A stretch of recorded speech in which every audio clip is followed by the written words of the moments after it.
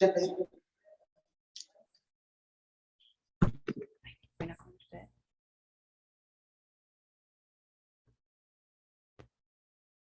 Qué pena, quería saber si están viendo mi pantalla. Sí, señora.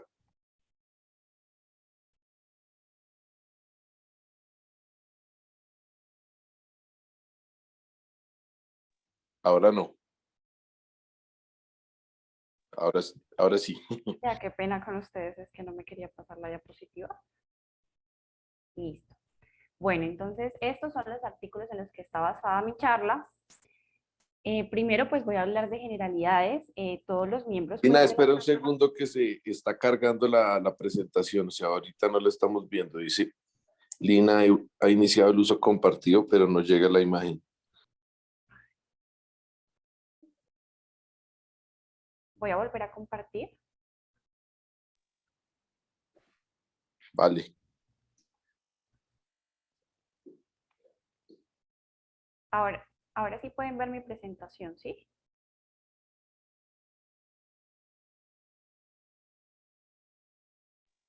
No, no la vemos. ¿Los otros la ven? A mí me sigue saliendo como que está compartiendo. Yo la veo, yo sí la veo, yo sí la veo. Yo también la veo.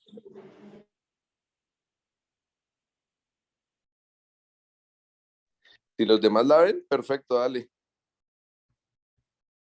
Listo, entonces, bueno, para hablar primero generalidades, entonces, pues todos los virus de la familia del herpes tienen estructuras moleculares similares, están compuestas por un núcleo de ADN, una cápside, una bicapa lipídica, dentro de pues la envoltura de glicoproteínas, que estas tienen pues propiedades distintas que lo que van a permitir es que cada virus provoque pues algo diferente en el ser humano.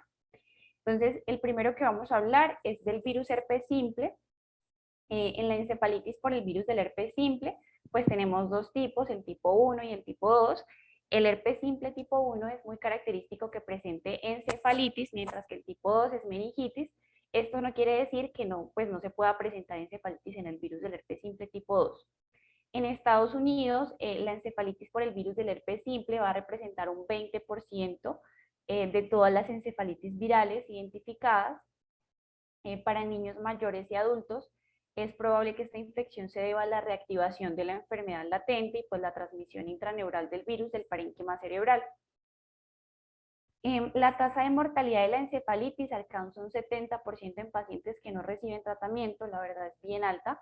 Es solo el 38% de los que reciben tratamiento con aciclovir vuelven a su función normal. Se hizo pues un estudio en el 2014 en el que mostró que la mortalidad disminuyó sustancialmente cuando utilizaban pues el tratamiento en un 5.5% y un 11.9%. El 87% de los pacientes que seguían vivos durante el primer año, a pesar de que tenían pues el tratamiento, presentaban una discapacidad pues moderada a grave. Ya en el 2017 se mostró pues que la tasa de hospitalización fue del 10.3 casos en recién nacidos, 2.4 casos en niños y 6.4 en adultos.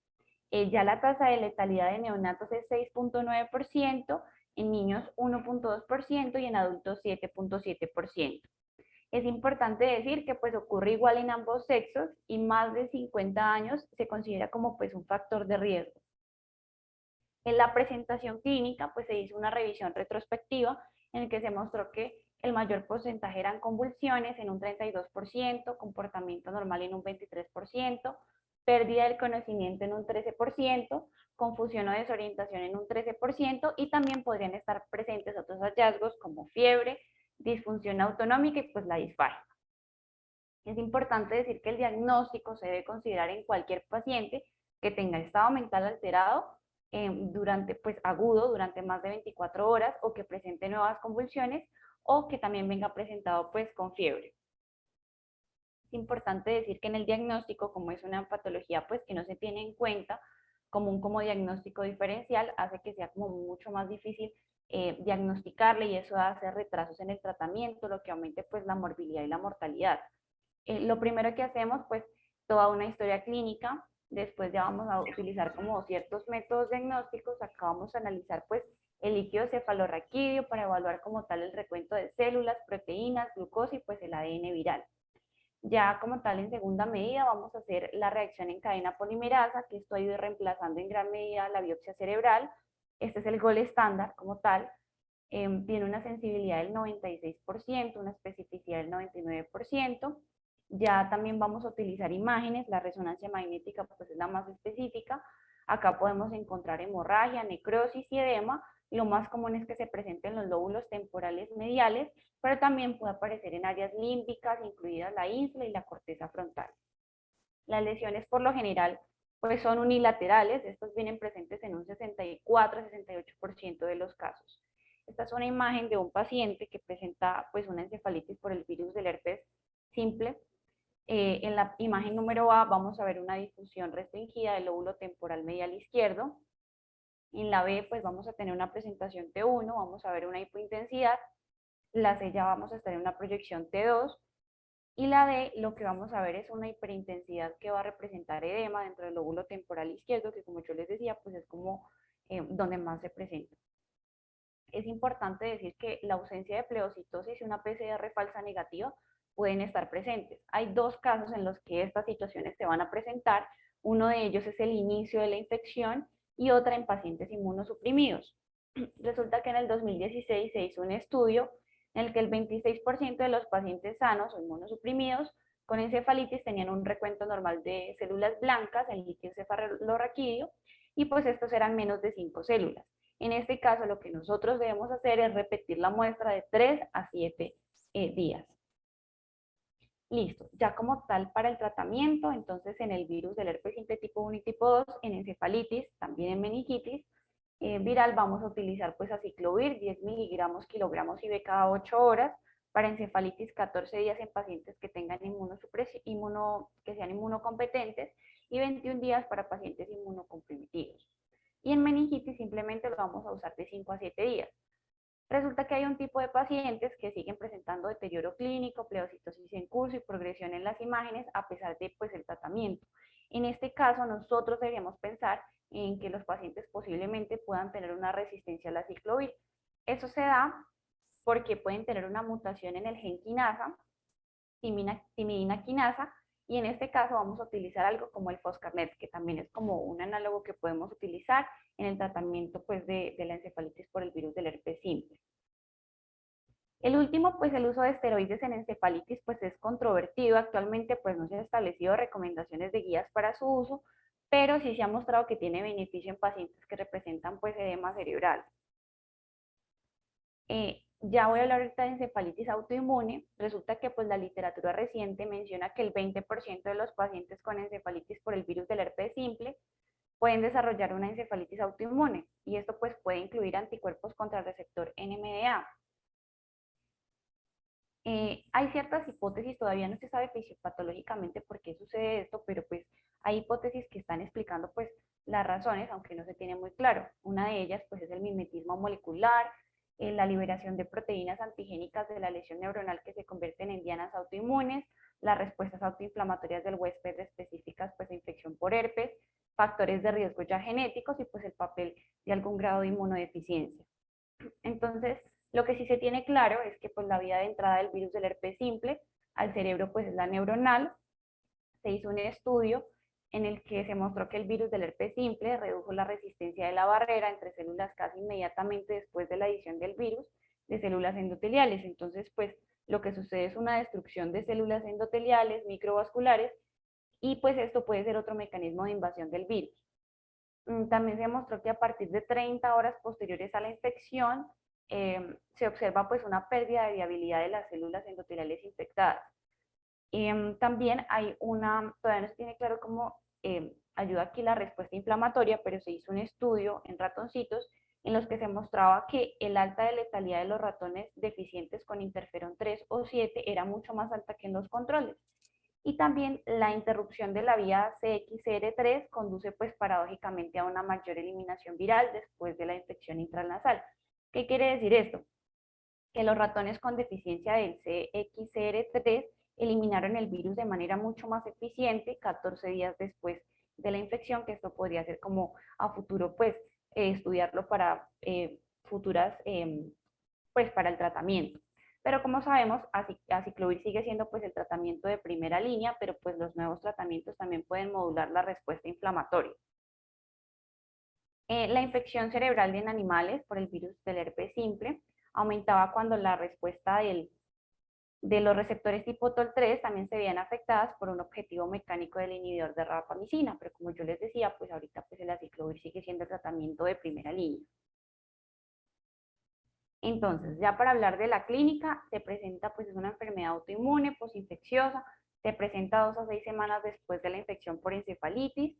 En los niños es muy característico que presente trastornos en el movimiento y en los adultos ya es muy característico que tengan ciertos síntomas psiquiátricos.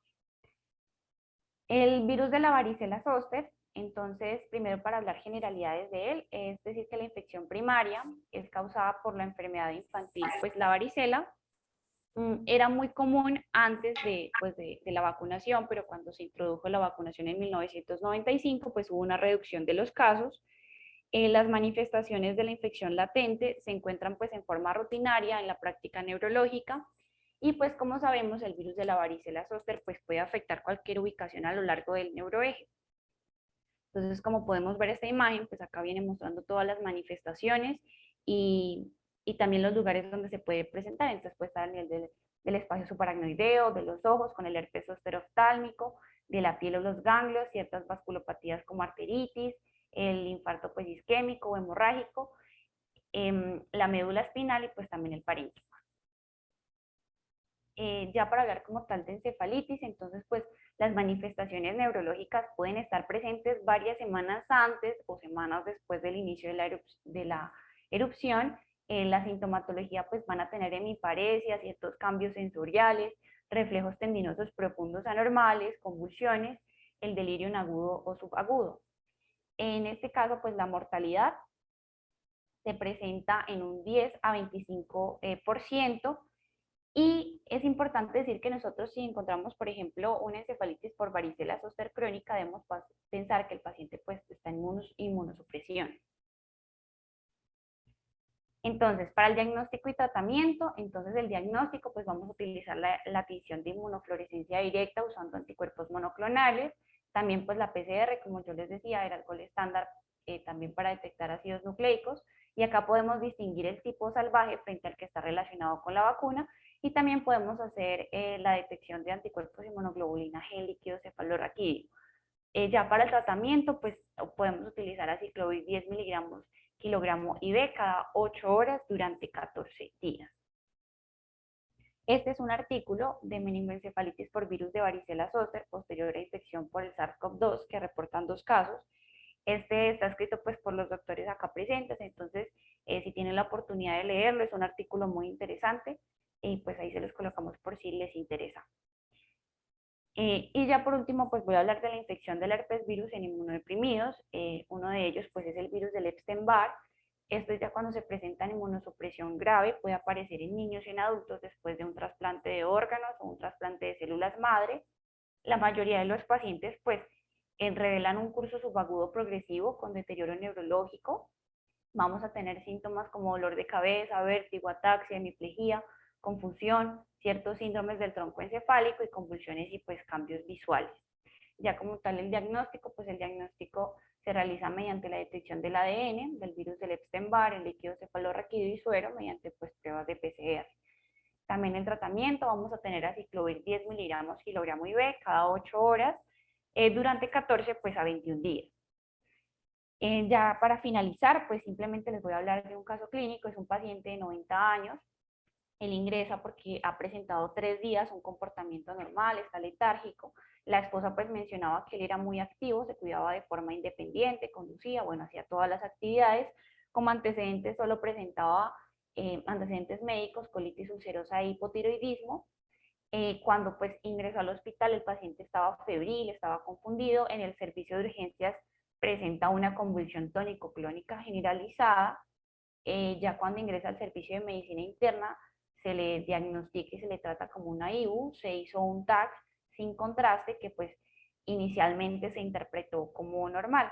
Entonces a los 2 días después de hospitalización el estado mental empeora, se vuelve extremadamente pues confuso, agitado y requirió pues restricción farmacológica con aloperiol y lorazepam. Después de 3 días de hospitalización, se interconsultó pues a neurología porque pues estaba empeorando todo su estado mental.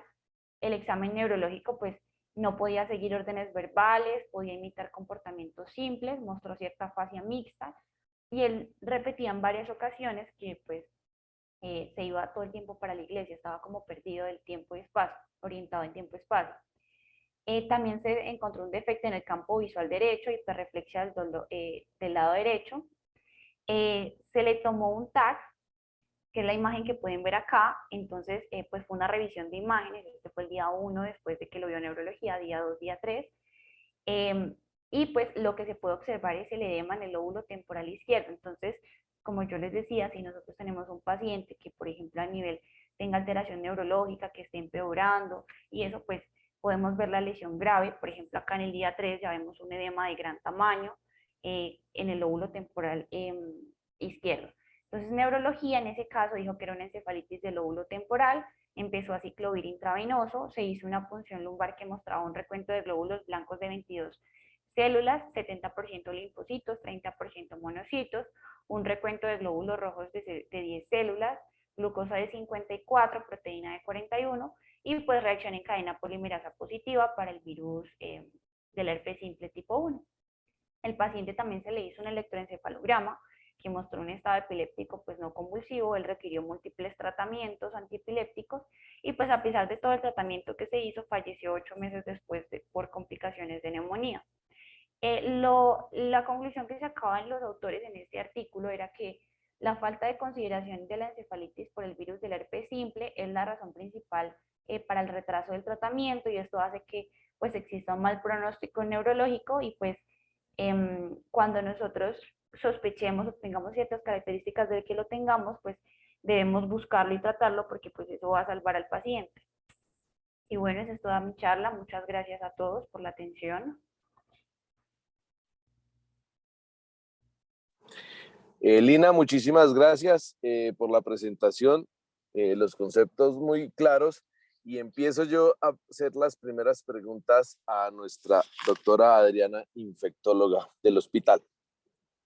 Doctora Adriana, ¿usted cómo ve esa teoría que ponen en el artículo de la progresión del herpes y el terminar usando Foscarnet, donde uno vea progresión? O sea,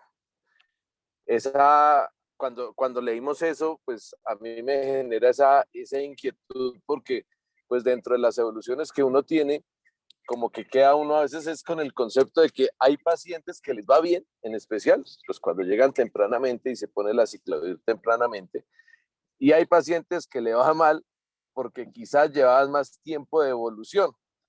Entonces ahí viene esa duda. El que está evolucionando mal, tenemos que pensar en esa terapia de Foscarnet. Y segundo, el Foscarnet lo tenemos en Colombia.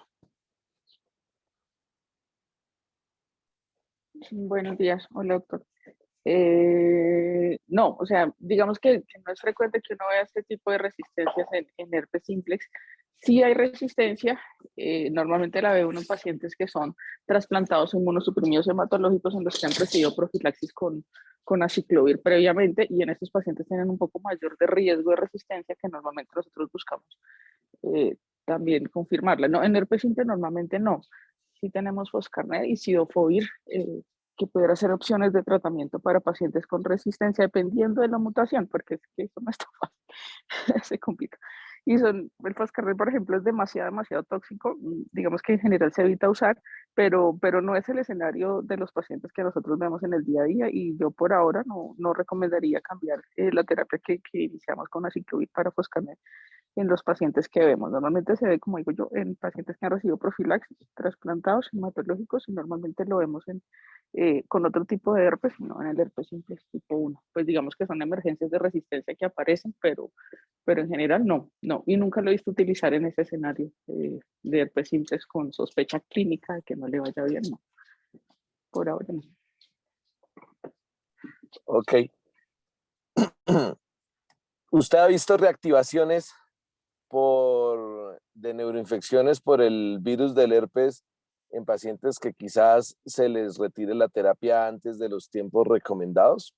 ¿A qué voy? A que pues mi impresión es que los pacientes habitualmente responden muy bien casi que en la primera semana. Anecdóticamente, algunos pacientes tengo en la mente que se les dio cursos de 10 días y respondieron muy bien. ¿Usted ha tenido también anecdóticamente gente que que se le haga esto y se reactive la neuroinfección? No, no, la verdad. Y cuando uno va a revisar los estudios en los que Ciclovir demostró una mejoría clínica en desenlaces duros en estos pacientes, fueron 10 días de terapia. O sea,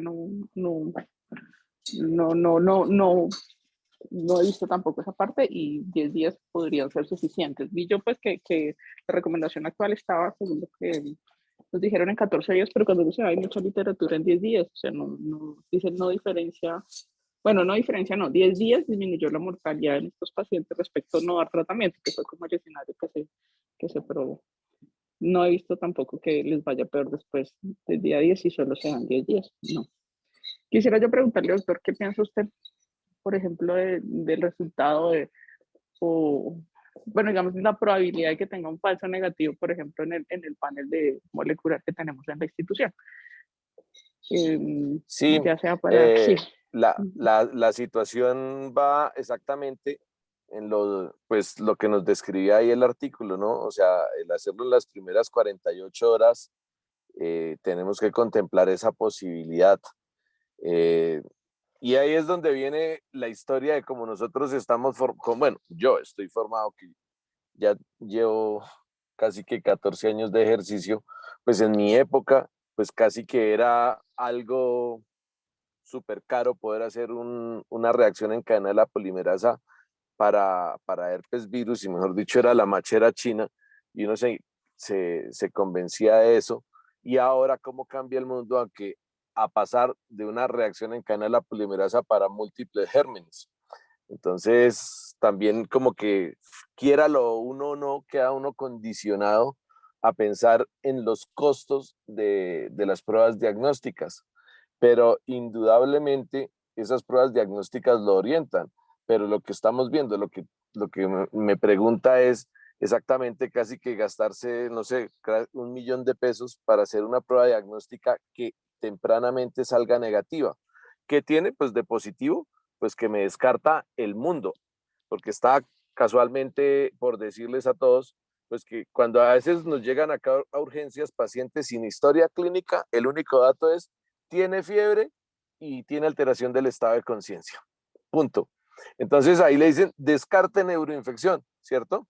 ¿Por qué? Porque pues piensa uno que la alteración del estado de conciencia sugiera que hay algún compromiso del sistema nervioso central, ¿cierto? Pero también es cierto que todo paciente séptico, cuando hacen las escalas de sepsis, pues la alteración del estado de conciencia es una variable, es decir, se pueden poner encefalopáticos por una infección sistémica que no es necesariamente esté comprometiendo el sistema nervioso central.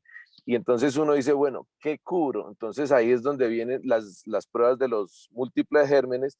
Pues aparte del citoquímico, que por favor no nos olvidemos del citoquímico, nos orienta mucho, pero para las partes virales queremos como saber si sí hay un virus identificable o no. Entonces por lo menos descarto con esas pruebas la posibilidad bacteriana, que también total va a generar una gran discapacidad el no tratarla oportunamente, y me quedo pensando en la posibilidad viral.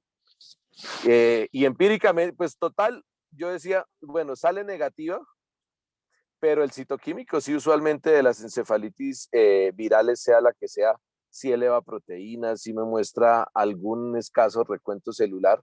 Entonces ahí es donde viene que uno tiene que sí o sí usar alguna terapia empírica y dejar diferido si replantea o no repetir una prueba algunas horas, algunos días después. Pero también, o sea, esta discusión la hacemos nosotros, pero en el día a día, si usted me pregunta, hombre, en retrospectiva, yo no he hecho la primera repetición de una prueba de este tipo. Ahora viene el otro lío. Cuando no tenemos reacciones en cadena de gérmenes múltiples, entonces hablaríamos de volver a pedir otra reacción en cadena de la polimerasa para herpes virus, y recordémonos que más o menos se nos demoran 8 días.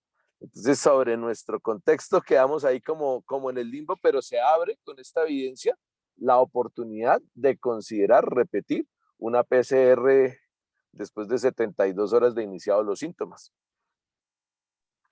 Sí, doctor. Sin embargo, también el uso de antiviral disminuye la probabilidad de que le salga positiva. Entonces, tampoco, o sea, digamos que ahí ya se perdió el rendimiento de la prueba porque el antiviral también disminuye la probabilidad que le salga positiva. ¿Cuánto? No se sabe. Y los mayores falsos negativos que se tienen en esas pruebas de PCR múltiples de biometría son con herpes simple. Pero se dice así como que si es negativo con un cuadro clínico muy compatible y un líquido cefalorraquídeo muy compatible, la probabilidad no va a ser mayor del 5%, o sea, está, pero no es mayor. Y en cuanto a estas pruebas, yo digo, digamos que siempre hay escenarios así parecidos. Digamos que la semana pasada llegó este paciente con, no sé si lo vieron, ustedes lo vieron, el del herpes zóster en el tronco, que hizo el compromiso neurológico con un líquido cefalorraquídeo que era más parecido a de un compromiso viral y un panel de meningitis negativo. Entonces es ahí como cuando la clínica puede ser muy compatible y el panel negativo. Uno iría, le hago una PCR y pudiera haber sido pues algo para hacer repetir una PCR para solamente ese virus o los virus sospechados en 48-72 horas. Pero igual la probabilidad que el diagnóstico alterno sea más probable ya llega a ser del 95%. Entonces las pruebas sí sirven igual, digamos que si hay para casos en los que la duda diagnóstica puede crear y no la esclarecen del todo, pero sí tienen, digamos, una gran ayuda, incluso pues en estudios de costo-efectividad se han mostrado favorables porque si bien son más costosos que hacer de pronto una PCR convencional, sí disminuyen el tiempo, complicaciones, tiempo de hospitalización y costos por ajustes tempranos de las terapias. Entonces, sí son costo efectivos. Bueno, eso es lo que han mostrado en algunas instituciones donde se ha evaluado esta parte. Ok. Doctora, yo no sé, yo ahora creo ahora ver más nefrotoxicidad por el aciclovir que históricamente. ¿Usted tiene esa misma impresión o, no, o siempre ha visto o creo que yo estoy sesgado? No sé, yo siempre la he visto bastante frecuente. De lo que yo he visto, digamos, en los pacientes, probablemente no es infrecuente digamos, que se presente ese tipo de efectos adversos. Digamos que en general no deberían ser, o sea, no están estimados que son menos del 10%, pero uno los ve con relativa frecuencia pues digamos, en los pacientes. No sé cómo, no sé, yo creo que la primera vez que vi un paciente con aciclovir y encefalitis tenía lesión renal, dentro de lo que tengo en memoria. Entonces siempre como que la tomé con precaución desde el inicio. De acuerdo. Bueno, lo otro interesante que planteó ahora que hicimos la revisión con esto de Lina es cómo la probabilidad de que una infección viral termine induciendo o quizás adelantando también la expresión, no sabemos si lo induce o adelanta la expresión de encefalitis autoinmunes. ¿A qué va? A que yo creo que eso también para infectología pues se puede convertir en una dificultad en el diagnóstico diferencial. Porque bueno, a ver, tenemos un paciente que nos viene con síntomas de compromiso del encéfalo, llámele usted convulsiones, cambios de comportamiento, alteración del estado de conciencia, psicosis, todo lo que puede generar una infección por un herpes y fiebre, pero acuérdese que no siempre vamos con fiebre, ¿no? Listo, le ponemos el tratamiento con aciclovir.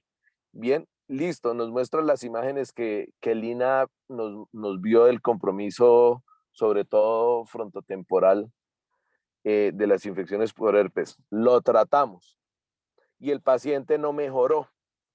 Entonces, la revisión dice que hasta el 25% de las infecciones por herpes pueden evolucionar en algunas series a desarrollar alguna encefalitis autoinmune. Más habitualmente, la encefalitis por anticuerpos NMDA. Entonces, pues lo dejo sobre el tintero porque también a nosotros nos da un pistoletazo de alarma que a veces pudiéramos en el desenlace final decir, no, pues es que el paciente nunca mejoró, pobrecito, le fue mal con la terapia, está demostrado que el encéfalo se afectó, pero nos quedamos diagnosticando solo una de las dos enfermedades que terminaba teniendo el paciente.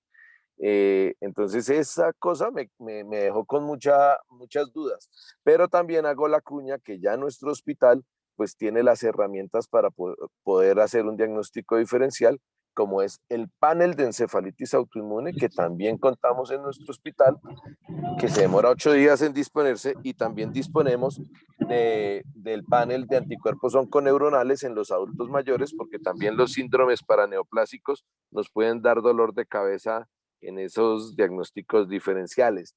No sé, doctora, si su merced ha tenido esa situación en alguno de los pacientes en algún momento.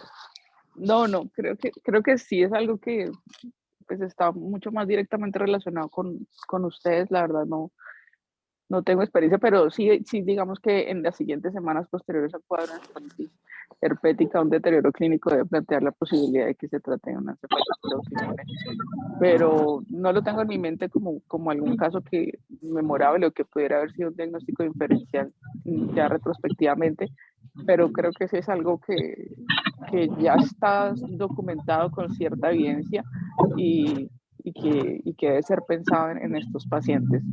Básicamente en ese caso pues se trataría como enfermedad, pues como encefalitis autoinmune, ¿no? Ok. Y finalmente, hay una cosa obvia que no había visto en las otras, pues que no había inferido de otras revisiones que habíamos hecho de las encefalitis por varicela zoster, porque pues exactamente eso se llama como enfermedades olvidadas, ¿no? Que las vacunaciones hicieron que nos olvidáramos de algunas enfermedades, y es el caso de la infección por varicela zoster. Y cómo pues nuestra generación pues no vio tantas encefalitis por varicela zoster simplemente por los esquemas de vacunación que hicieron que nos olvidáramos de esa enfermedad, pero que existe. Y que, retomando el tema de los paneles de PCRs de múltiples gérmenes, que ahora que tenemos ese panel tiempo después, pues venimos a ver que todavía esa infección es parte de los diagnósticos diferenciales de las encefalitis virales.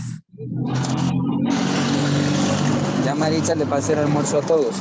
José André y Rodrigo van a almorzar donde la abuelita, bueno, con Sí, doctor, ustedes. yo creo que digamos que al las expectativas, digamos, la probabilidad diagnóstica aparecen diferentes escenarios como causales de entidades que de pronto se tenían algo olvidadas o desconocidas, y probablemente eso es también lo que pasa por este tipo de encefalitis autoinmunes relacionadas a virus o incluso la esclerosis múltiple del virus de Epstein-Barr, que finalmente se empiezan a hacer asociaciones de cosas que antes no se tenía cómo documentar.